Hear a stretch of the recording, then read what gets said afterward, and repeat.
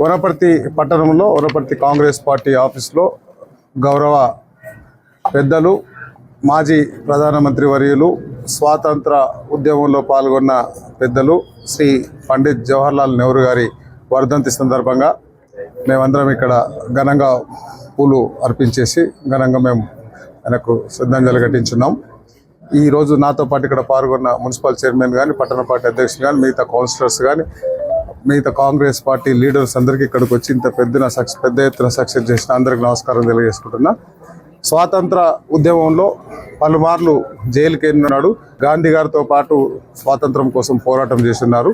ఆయన భారతదేశానికి 17 సంవత్సరాలు ప్రధానమంత్రిగా పనిచేస్తున్నాడు. దాంతోపాటు వనపర్తికి ఆయనకు చాలా దగ్గర సంబంధాలు ఉన్నాయి.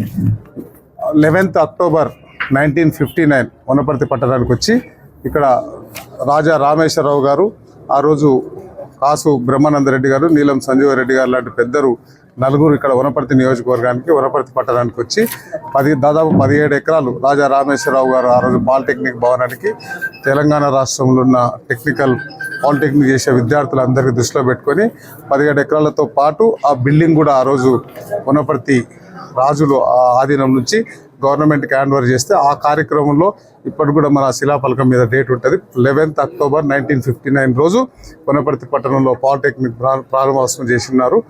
కాబట్టి వనపర్తికి కాంగ్రెస్ కుటుంబానికి జవహర్లాల్ నెహ్రూ గారికి చాలా దగ్గర సంబంధాలు ఉన్నాయి.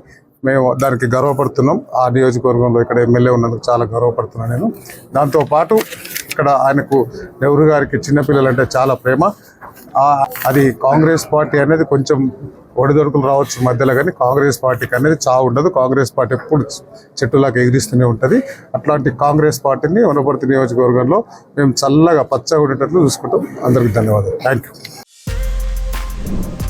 For more videos like this, subscribe Big TV channel.